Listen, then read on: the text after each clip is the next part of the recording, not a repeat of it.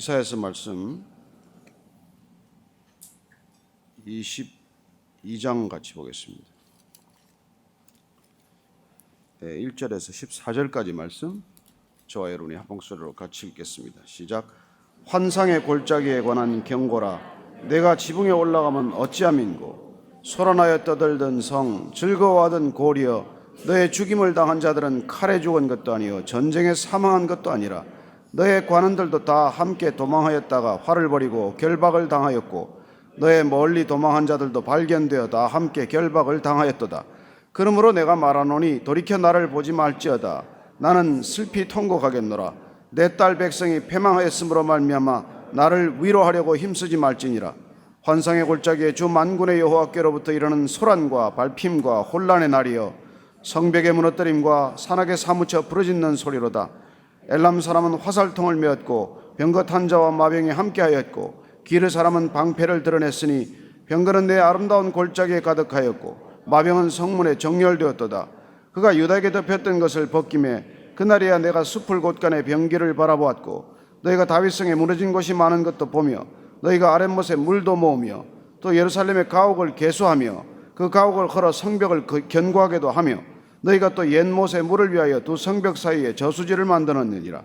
그러나 너희가 이를 행하신 일을 앙망하지 아니하였고 이 일을 옛적부터 경영하신 일을 공경하지 아니하였느니라.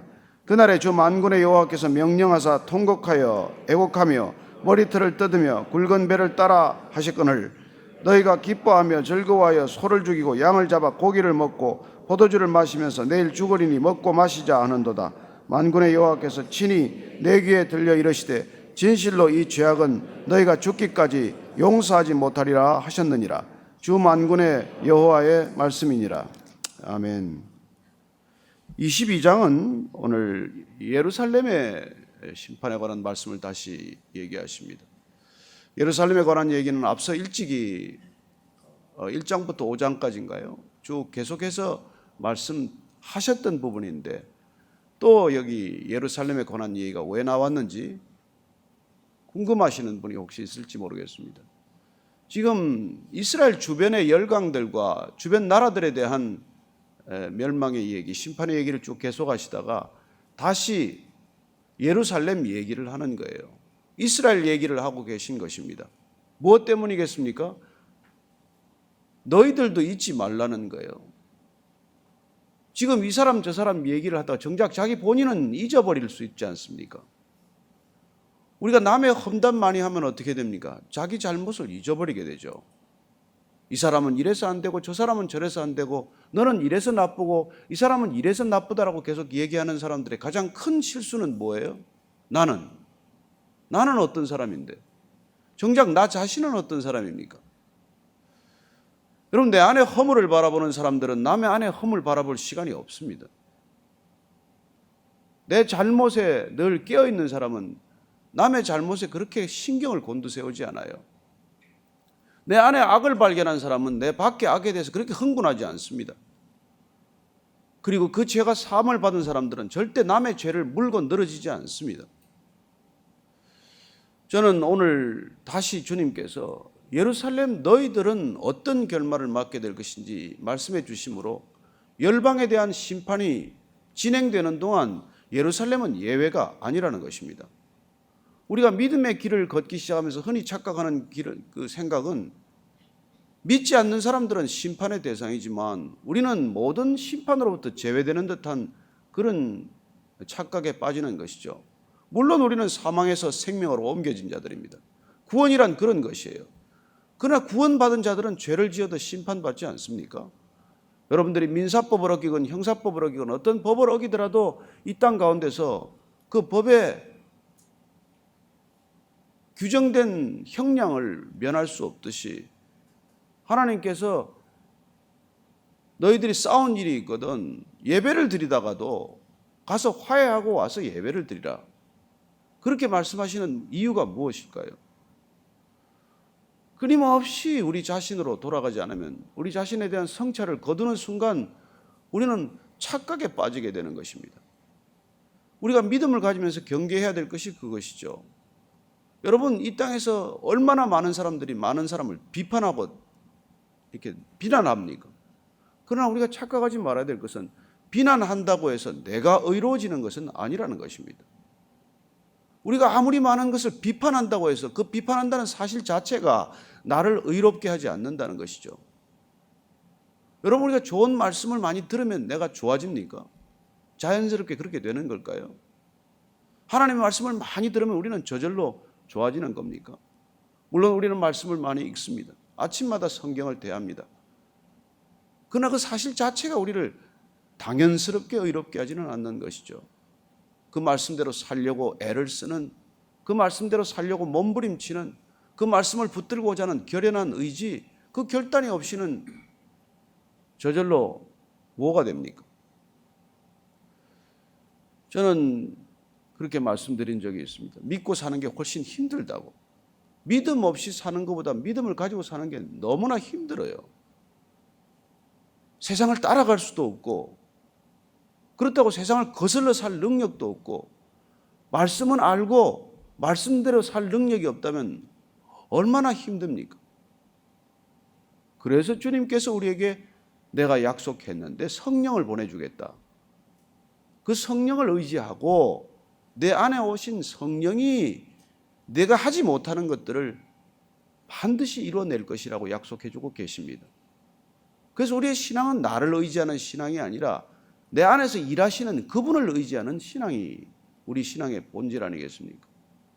우리의 죽을 힘을 다해서 선행을 쌓아가는, 크레딧을 쌓고 마일리지를 쌓고 어떻게든지 내가 내 힘으로 뭘 쌓아가고자 하는 그것만으로는 절대적으로 부족하기 때문에 우리는 우리 안에 오신 그분께 우리를 내어드리고 맡겨드리고 그분께 순종하고 그분이 나를 인도하시도록 우리가 끝까지 인내하는 것이죠.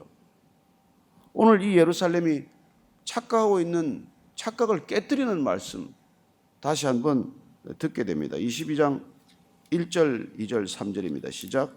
환상의 골짜기에 관한 경고라. 내가 지붕에 올라가면 어찌함인고. 소란하며 떠들던 성, 즐거워하던 고리여, 너의 죽임을 당한 자들은 칼에 죽은 것도 아니요 전쟁에 사망한 것도 아니라 너의 관원들도 다 함께 도망하였다가 활을 버리고 결박을 당하였고 너의 멀리 도망한 자들도 발견되어 다 함께 결박을 당하였도다. 지금 이사야가 예언하는 이 말씀은 사실상 BC 701년에 아수르의 산헤립 왕이 침범했을 때 일어났던 일입니다. 고관들이 달아났어요. 달아난 사람들 다 잡혀왔습니다. 다 붙들려 왔어요. 지도자들이 먼저 도망한 것이죠. 소란하며 떠들던 성, 즐거워하던 고을. 오늘 뜻밖의 이사야는 보통 시온산으로 대변되는 이스라엘을 부를 때 호칭이 환상의 골짜기라고 하는 뜻밖의 말을 듣게 됩니다. 그가 수많은 환상을 보았기 때문에 이 예루살렘에서 본 환상, 그 환상을 기록하는 이사야로서는 지금 예루살렘이 높이 솟은 시온상으로 붙이기보다는 환상을 보여주는 골짜기와 같은 깊은 계곡과 같은 기드론 시냇가와 같은 계곡과 같은 것을 거닐고 있는 것을 그 자신이 경험하는 것이죠. 그렇습니다. 우리가 주님과 함께 할 때는 사망의 음침한 골짜기를 지날지라도 두려워하지 않습니다. 그러나 주님을 놓쳐버리면 계곡에 들어가는 순간 어떻게 우리가 빠져나가야 할지에 대한 그런 두려움을 느끼게 되는 것이죠. 오늘 다시 이사야 선지자를 통해서 이렇게 말씀하십니다. 4절 말씀입니다. 시작. 그러므로 내가 말하노니 돌이켜 나를 보지 말지어다. 나는 슬피 통곡하겠노라. 내 딸 백성이 패망하였으므로 말미암아 나를 위로하려고 힘쓰지 말지니라. 여기서 내가 말한다는 것은 사실 이사야 선지자 자기 자신의 고백이죠. 나는 슬피 통곡하겠노라. 지금 이스라엘은 다가올 위험을 감지하지 못한 채 소란하며 떠들고 즐거워하며 그런 환락에 젖어 있는 것입니다. 쾌락에 젖어 있는 것입니다. 어쩌면 이 수도 서울을 보면서도 저는 그런 생각을 합니다. 어제도 잠깐 뉴스 가운데서 말이죠. 가락시장을 고발하는 게 고발 기사가 나왔어요. 거기 있는 노래방이 전부 그렇게 그냥 퇴폐업소로 변했다는 거예요. 가락시장 주변 전체가. 아니 거기뿐이겠습니까? 얼마나 많은 이 지역들이 그렇게 타락하고 흥청망청 지내고 있습니까? 참 안타까운 일이죠. 정말 이 사회가 소득에 걸맞는 사회, 그야말로 가진 자들의 노블리스 오블리주가 없이는 이제 더 이상 갈 수 없는 그런 막다른 골목에 치달았는데, 이 사회가 한 번 더 격상되는 시기를 놓치고만 것이죠. 여러분, 사람이 자라면 인격이 생기듯이 경제 볼륨이 커지면은 무슨 격이 생겨야 되지 않겠습니까? 어떻게 그걸 가지고 그렇게 흥청망청 쓸 수가 있겠어요? 그런 것들이 정말 착각 때문에 일어나는 일이죠. 그래서 이사야가 말합니다. 나를 위로하려고 하지 마라. 왜냐하면 이사야는 통곡하니까요. 사람들은 웃고 마시고 떠들고 그냥 말로 세워라 내워라 흥청망청하지만, 여러분, 이 환상을 본 사람은 가슴을 저미는 아픔 때문에 그냥 마냥 웃고만 지낼 수가 없지 않겠습니까? 그래서 힘들다는 거예요. 예언자도 힘들고 선지자도 힘들고 크리스찬도 힘들고 힘들다는 거예요. 보지 못한 것을 보았고 그들이 알지 못하는 것을 알았기 때문에, 그들이 깨닫지 못한 것을 깨달았기 때문에 괴로운 거예요. 여러분, 부모가 자녀보다 고민이 많은 이유가 뭐예요? 내다 보이니까 고민이죠. 걔는 어떻게 하든지 게임에 붙어 있고, 걔는 어떻게 하든지 그냥 데이트만 하면 정신을 못 차리고, 아침에 나갈 때 머리에 힘을 주고 나가지만은 제가 인생에 힘을 길러야 할 텐데, 그런 생각이 들지 않습니까? 저만 애 기를 때 그런 느낌을 가졌나요? 뭐 하나 생기면 감출 수가 없잖아요. 어쩔 줄을 모르고. 뭐 해야 될 텐데, 지금 어떻게 해야 될 텐데, 부모는 알지 않아요.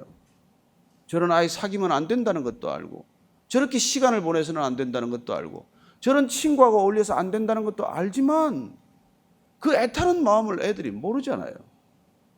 그 얘기나 마찬가지요.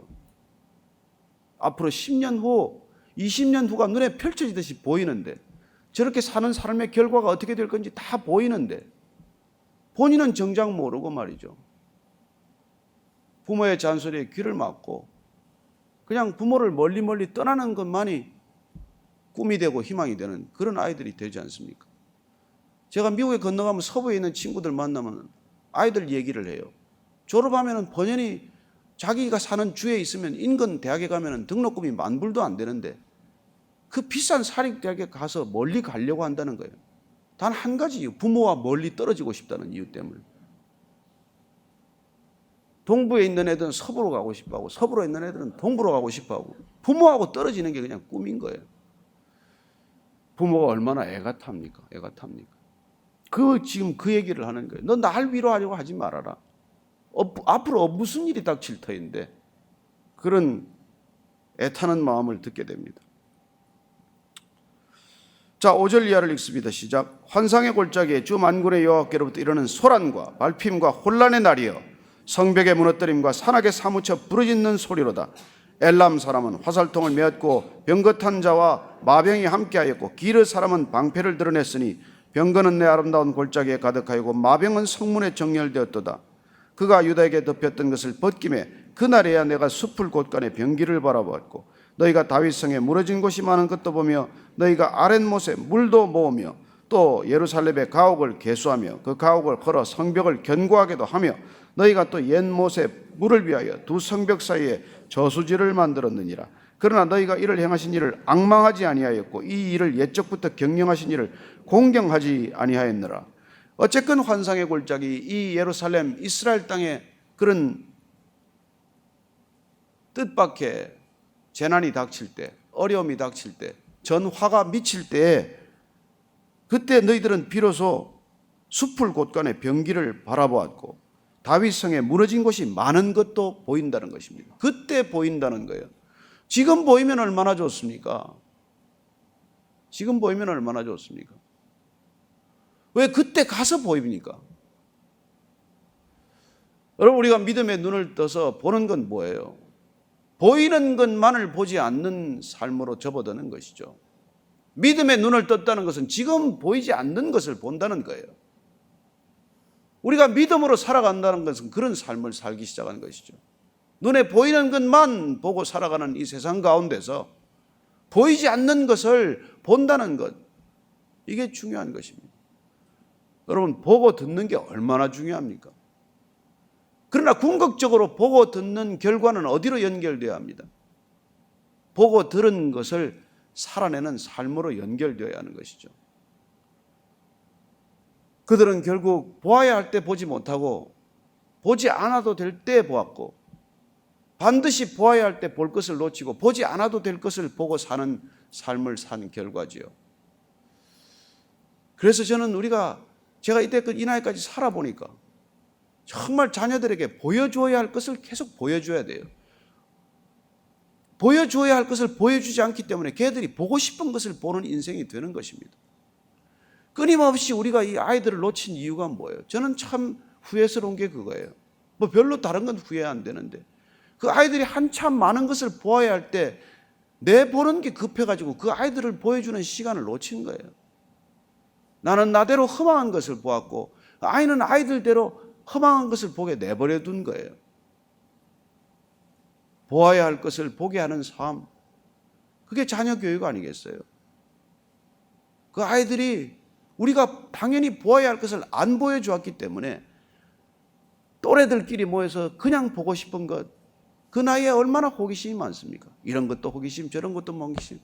그거 안 봐야 되는데 그거 보다가 인생이 망가지는 소리 듣지도 못하지 않았습니까? 저는 그게 우리가 이 다음 세대를 놓친 이유예요.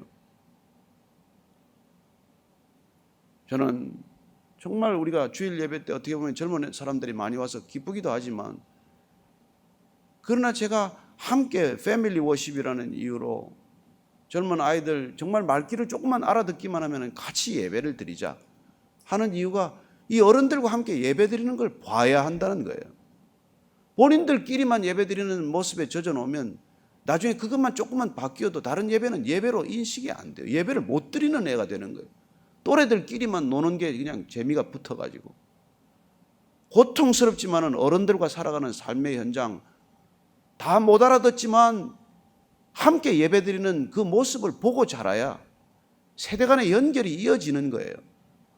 니네들끼리 그냥 해라. 귀찮다고 걔들끼리 내버려 두고 너희들끼리 그냥 알아듣는 소리로 예배드려라. 그렇게 하다가 다 놓쳐버렸어요. 대학 가면 아무도 안 옵니다. 그러나 우리가 같이 예배드리니까 같이 들으니까 이런 현상이 생겨요. 지난번에 국민학교 초등학교 6학년 학생이 나는 국민학교래. 제가 국민학교를 나왔거든요. 부모하고 같은 설교를 들었기 때문에 아버지한테 그렇게 말한 거예요. 목사님이 이렇게 얘기하는데 왜 아빠 왜 그러냐고. 네. 그런 의사소통이 시작이 되는 것입니다. 저는 정말 같이 말씀을 듣고 같이 말씀을 나누고 그 말씀을 가지고 서로 부모가 대화할 수 있고 토론할 수 있는 그런 교회, 진정한 교회 되기를 축복합니다. 니는 니네들끼리 예배드리라. 편하게 예배드리라. 우리는 우리대로 좀 조용하게 예배드릴게. 아니요, 예배는 삶이에요. 삶이 망가지면 무슨 예배가 됩니까? 그 아이들이 삶 속에서 예배를 경험하게 하고 예배 가운데 삶을 경험하게 하고 그래서 예배와 삶이 일치하는 그런 신앙의 아름다운 모습을 우리가 빚어줘야 되지 않겠습니까? 그래서 본다는 거예요. 본다는 거. 11절 말씀을 보십시오. 이게 지금 번역이 좀 이렇게 난삽한데 11절 다시 읽습니다. 시작. 너희가 또 옛못에 물을 위하여 두 성벽 사이에 저수지를 만들었니라. 그러나 너희가 이를 행하신 일을 앙망하지 아니하였고 이 일을 옛적부터 경영하신 일을 공경하지 아니하였느니라. 이 앙망하다 공경하다 다 보다라는 단어예요. 그래서 정확히 그냥 뜻을 그대로 살려 번역하면 그러나 너희가 이를 행하신 일을 바라보지 아니하였고 이 일을 옛적부터 경영하신 일을 바라보지 아니하였느니라. 그분을 바라보지 않은 거예요.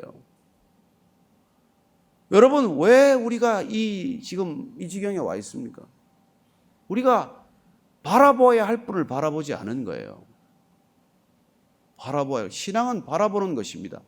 믿을 신, 우러를 앙, 믿음으로 바라보는 거예요. 믿음은 바라는 것들의 실상이 된다고 말합니다. 우리가 있는 이 현실이 아니라 이 현실은 허상이요. 우리가 믿음으로 바라는 것들이 실제가 되는 것, 리얼리티가 되는 것, 리얼라이즈가 되는 것, 눈앞에 현실로 드러나는 것, 그 삶을 위해서 우리가 믿는 삶을 사는 것입니다. 이 현실을 우리가 온전히 고스란히 수용하기 위해 사는 게 아니고 그렇습니다. 어떤 종교에서는 here and now, 지금 여기 이게 전부라고 말합니다. 아니요. 그렇지 않습니다. 우리는 믿음의 눈으로 바라보는 것들을 우리 눈앞에 실제로 경험하기 위해서 살아가는 존재들이에요. 지금은 소망이 없지만 저 아이들이 눈앞에서 어떤 인간이 될 것인지를 바라보며 사는 것. 내 남편이 지금은 소망이 없지만 10년, 20년 후에 그 남편이 존경만한 우인이 되어 있을 것이라는 믿음으로 살아갈 때 여러분 그런 것들이 눈앞에 펼쳐지는 삶을 경험하는 것, 그게 우리의 신앙의 삶이라는 것이죠. 그래서 바라보아야 할 것들을 바라보지 않을 때 이런 일이 일어난다는 것입니다. 우리가 바라보는 것들을 세상이 바라보게 만들기 위해 살아가는 게 우리의 삶의 목적이에요. 여러분 아이들끼리 놀 때 그렇지 않습니까? 애들끼리 말이죠. 제가 어릴 때 한번 개미들이 걸어가는 걸 줄을 지어가는 걸 보고 장난스러우니까 손으로 한번 문댔어요. 개미 몇 마리 죽인 거죠. 그때 개미 뒤에 오는 애들이 우왕좌왕 난리가 났어요. 어떻게 보면 개들로서는 지금 대재앙을 만난 것 아닙니까?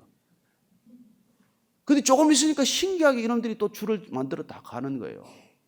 야, 그래서 또 한 번 문질러 봤더니 말이죠. 또 뭐 우왕좌왕하다 또 가요. 야, 인류가 이렇게 살아가는구나. 내 어린 나이에 그걸 깨달았어요. 인간이 이래 사는 거구나. 그런데 제가 더 놀란 거는 제가 그러고 놀고 있는데 뒤에 한 어른들이 10명 뒤에 붙은 거예요. 제가 이렇게 하고 있으니까 애들이 2-3명 붙어 있으니까 뭘 하는지 궁금해서 어른들도 다 이렇게 보고 있는 거예요. 제가 그때 알았습니다. 내가 바라보는 것을 누가 바라보는 거나. 여러분 인간은 다 연결되어 있어요. 여러분이 바라보는 것을 누군가 바라보게 만드는 삶을 살아야 되지 않겠습니까? 바라보지 않아도 될 걸 바라보는 사람들을 우리가 바라보고 살다가 놓치는 게 뭡니까? 당연히 바라보아야 할 분을 놓쳤다는 거예요. 그게 심판의 이유라고 말합니다. 12절, 13절, 14절 읽고 마칩니다. 시작.